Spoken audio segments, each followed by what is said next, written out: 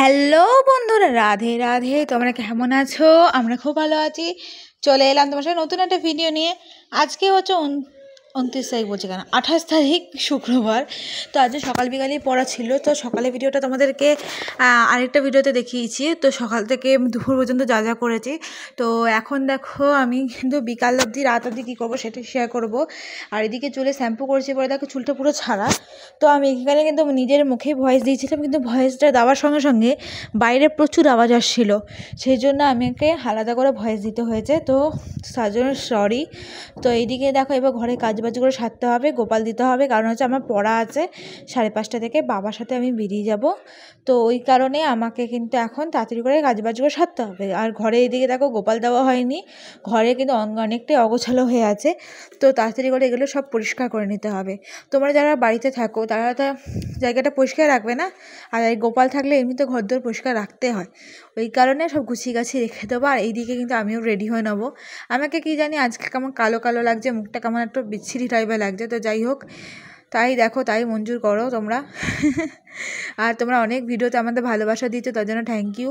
আর এইভাবে তোমরা আমার পাশে থেকো, আর সারাটা জীবন পাশে থেকো, সবার পাশে থেকো, এভাবে সাপোর্ট করো। আমার প্রত্যেকটা ভিডিওতে প্লিজ একটা লাইক করো আর ভালো ভালো কমেন্ট করো, এবার ভিডিওটা সবার মধ্যে শেয়ার করে দিও। আর আমার পুরো একটা ছোট্ট বড় একটা চ্যানেল, তার সেই চ্যানেলটাকে সাবস্ক্রাইব করে পাশে থেকো। আর সাবস্ক্রাইব করলেই পাশের বেল বাটনটা ক্লিক করে দিও। আর এইদিকে দেখো কিন্তু কথা বলতে বলতে কিন্তু এবার কিন্তু ঘরদোর পরিষ্কার করে নিতে হবে। তো ঘরদোর পরিষ্কার করতে তো হবেই, অবভিয়াসলি হবেই। আর এইদিকে কিন্তু আমার পরীক্ষার ডেটও এগিয়ে আসছে, মার্চ মাসের 3 তারিখ থেকে আমার ফাইনাল এক্সাম। তো টেনশন তো হচ্ছে। আর এইদিকে কিন্তু আমার চ্যাপ্টারগুলো কমপ্লিট করতে হবে, পড়তে যেতে হবে, চ্যাপ্টার কমপ্লিট করতে হবে। এইভাবে এই টেনশন নিয়ে না আমার আর ভালো লাগছে না, শরীরটা সত্যি এই নিয়ে দুর্বল হয়ে যাচ্ছে প্রচণ্ড। মানে বুকে ব্যথা হচ্ছে কখনো কখনো এই কথা ভাবতে ভাবতে, কিন্তু কি মাথা ব্যথা করছে। মানে আমার কী বলো তো, হাসবে না কেউ, আমার বেশি টেনশন হলে কিছু হলে বেশি খিদে পায়। আগে হয়তো খিদে পেতো না, আর এখন খিদে বেশি পায়। তো এমনিতে আমি নাচ ফাচ করি, তো নাচ ফাচ মানে মিনিমাম 9 থেকে বন্ধ আছে। আমি মিনিমাম নাচের জন্য অনেক জায়গায় প্রোগ্রাম করেছি, কম্পিটিশন করেছি, সার্টিফিকেট পেয়েছি। কিন্তু এই 9 থেকে মাধ্যমিক আর এইচএসের জন্য আমার কিন্তু এই নাচের মানে বন্ধ আছে। এদিকে দেখো তোমার সাথে কথা বলতে বলতে জানলাগুলো বন্ধ করা হয়ে গেল। আর চুলটা নিয়ে প্রচণ্ড প্রবলেম হচ্ছিলো বলে চুলটা ক্লিপ দিয়ে এঁটে দিলাম। এইদিকে দেখতেই পাচ্ছ, এবার কিন্তু আমি সকালবেলা স্নান করেছিলাম বলে শ্যাম্পু করার জন্য এগুলো সব ব্রেসলেট আংটি ফাংটিগুলো খুলে রেখেছিলাম বলে এখন সব পরে নিচ্ছি। তো এইবার কিন্তু রেডি হতে হবে তাড়াতাড়ি, কারণ বাবা কিন্তু আজকে দুপুরবেলায় চলে এসেছিলো। নিয়ে বাবা আসার পর বাবা কিন্তু গাড়িটা চার্জে দিয়েছিল, রিজু একবার বেরিয়েছিল নিয়ে এসে চার্জে দিয়েছিল। তারপর আমি 3টে নাগাদ নিয়ে গিয়ে ঘুরে ফিরে এসেছি। আমি সত্যি কথা বলতে রিজুই আমাকে স্কুটি চালানো শিখিয়ে দিল। ক্লাস 9-এ সাইকেল চালানো শিখেছে, ক্লাস 12-এ গাড়ি মানে স্কুটি চালানো শিখলাম। তো এখন হাতটা পাকা না, তো আরেকটু ভালো করে শিখতে হবে। তো আমি তো ভালো করেই জানি, তো ভালো করে না শিখলে অন্য কোথাও যেতে পারবো না দূরে দূরে।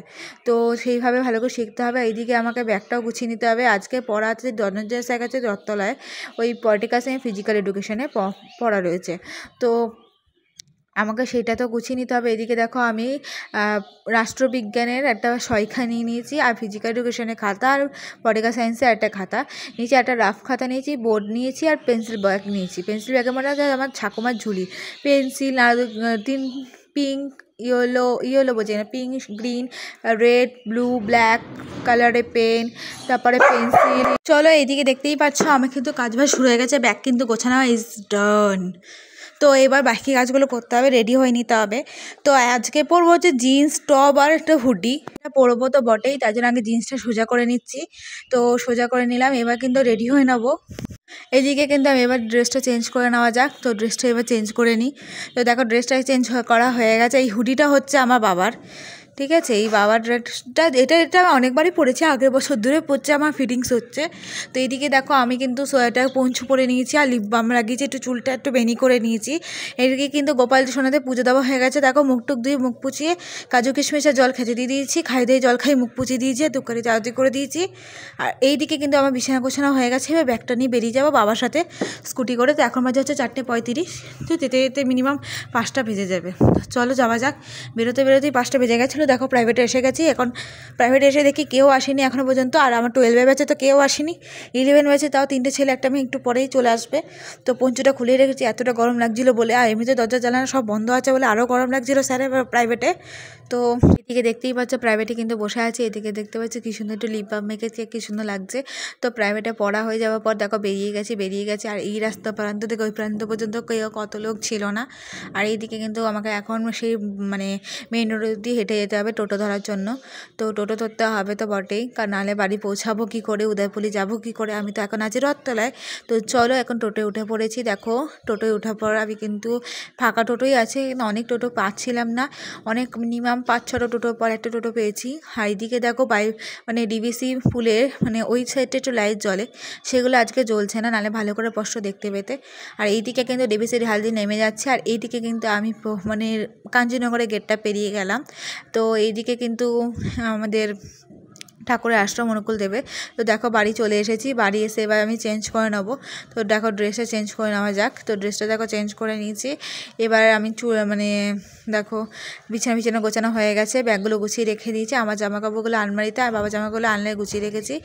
এবার কিন্তু আমি তাড়াতাড়ি করে এবার বিছানাটা গুছিয়ে নেবো, গোপুর স্বয়ং দিতে হবে, হাত পা মুখটুক ধুয়ে আসি, গিয়ে নিতে আবার শোয়ানো যাক। তো হাত পা মুখটুক ধুয়ে নিয়ে এসে দেখো বিছানাটা গুছিয়ে দিয়েছি গোপালের।